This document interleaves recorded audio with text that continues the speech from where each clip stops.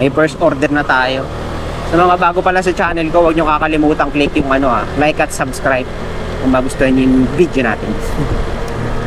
Dito to sa may Jollibee Cardis. May Cardis. Siyempre, lagi naman tayo nandito sa may Manila North. Ito na ata yung order natin. Solo lang ito eh. Ayan. Press natin alas 6. Sakto, alas 6.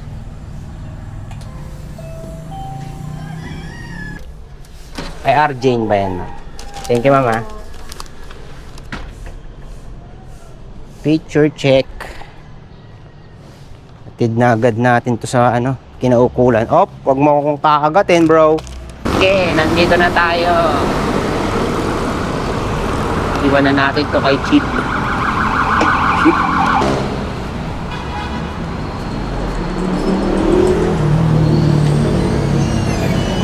Sir, kaya po? Salamat, sir. Okay. Huwag natin kalimutan ng picture. Labo. Lolo ko na kasi yung camera ng cellphone ko. Nanginginig yung shaky ba? Shaky. Tara.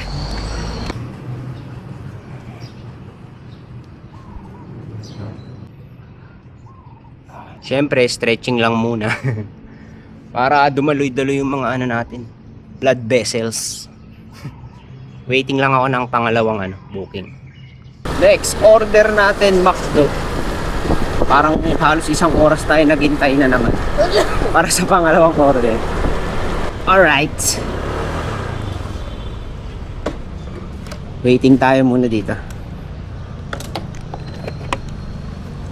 Ay, thank you po.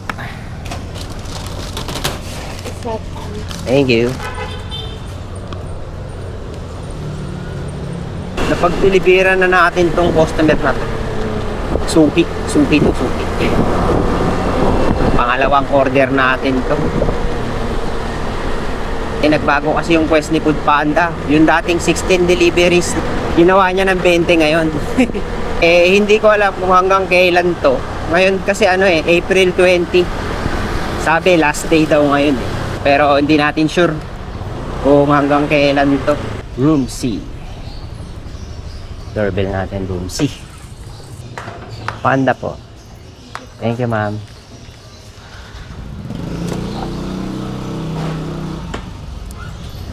Successful. Sa totoo lang kasi ang hirap na kunin ng 16 delivery. Tapos tinaasan pa ni Foodpanda ng 20. Parang ayaw na ibigay ni Foodpanda tinaasan kasi. Nananahimik na yung 16 ginawa po yung 20.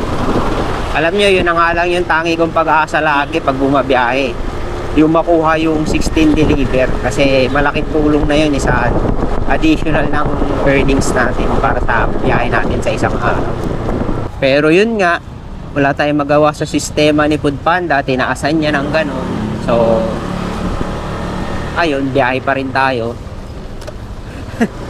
No choice Sana Foodpanda, balik mo na lang yung dating quest.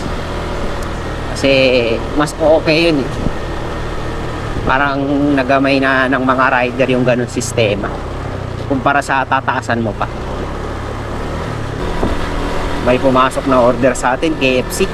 Naka-ready na pala. Ma'am, kunin ka na, ma'am. Sanda.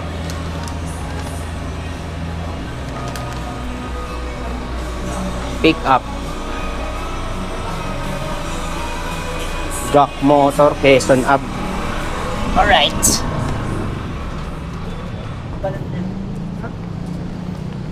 Ang hatid nito dun sa may kanto ng Quezon Ave, Araneta.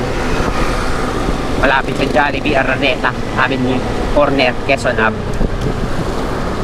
Doon pala sa YouTube natin sa nagtatanong na na wala daw kung wala bang bayad yung mga paid online.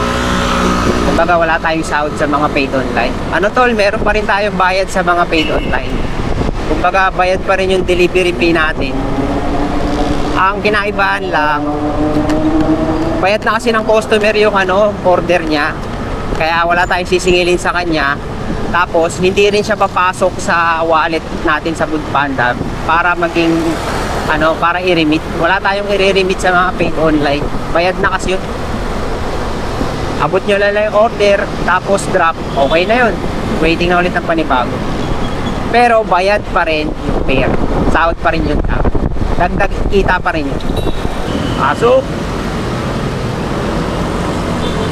ang mahirap lang kasi pag puro paid online, tapos meron kang pera sa wallet mo sa Foodpanda sa apps. Baka yung sinahod mo, hindi mo agad makukuha. Kaya kailangan talaga lagi tayo may COD para makuha natin yung sahod natin. O kaya kunin mo na bago mo i-remit. Advance pa, advance mo na yung sahod mo. Tansyahin mo na lang tol. Pwede yun. Pwede yun advance. Palihin mo na. Sir, delivery lang.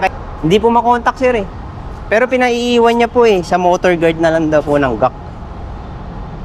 Iiwan na. Opo, pero bayad na rin po sir. Thank you sir ah. Sure. Ay, yan na pala si ma'am. Thank you ma'am. Yun na pala si ma'am eh. Tingnan natin kung may papasok dito. Ay, walang pumasok bro. Okay lang. Kagaya nito mga tol, hindi ko pa nakukuha yung sahod ko sa apps. Tapos yung mga order natin puro paid online. Bili sana akong almusal eh. Medyo mataas na yung araw. Maglagay na tayo ng long sleeves. Kagandahan niya, parang ice silk siya kung tawagin. Malamig siya sa balat kahit may tindi yung sikat ng araw. Kung gusto nyo umorder, punta lang kayo sa yellow basket ko. Click nyo lang yan, tapos sabihin nyo pangalan ko para may discount kayo. Joke lang. Practice lang, no? Baka sa susunod mag-ano na rin tayo ng mga item, no? May mag-ano sa atin, kumuwang endorser, no? Ganun pala pakiramdam, no? Punta muna ako sa 7-Eleven, nagugutom na talaga ako. 8 o'clock na. Hindi pa tayo nakapag-almusal talaga. Sa 7-Eleven, pwede naman Gcash dun eh. Gcash na lang natin. Magkano po sa ano? Egg na. Egg? Magkano? 80. Pwede Gcash ma'am? Ay, kuha lang. Tapos, partner natin ng sweet potato sa mahal 55. Kung sa labas ko lang bibili nito yung mga sa bangketa. Kamote 20 lang, ang dami na yun. Mareklamo yun. Okay na pa no? Salamat po ha. Ay, ito gagawin. Ano to? Kape? Ice cream. Saan binigay yun? Oo nga, tama. Bawal na kasi mag-park dito pagka pipick up ka dito sa McDo sa may Sun Mall, Welcome Rotonda. Dito na tinuturo sa sa Jollibee daw kami mag-park. Buti pwede sa Jollibee no, kahit hindi pipick up. Medyo malapit-lapit na tayo kay ma'am. Makakain na natin ang ating kurusal. Pang ilang kanto si ma'am. Dito ason mismo. Paano mga tol, hanggang dito na lang yung vlog natin. Sa susunod na lang siguro ulit. Ako nang bahala sa natitirang oras natin. Hanggang tanghali pa naman ako. 8:16 pa lang. Haba-haba po. Kasi ma'am. Ma'am, ito yung drinks ma'am. Ice cream. Thank you ma'am ha. Thank you po. Successful. Yun lang mga tol, salamat sa pagsama sa akin mga tol ha. Sa susunod ulit, pa-click na lang ng like at subscribe kung magustuhan nyo yung natin, vlog natin. Yun lang, lagi tayo magdadasal at mag-ingat. God bless mga tol.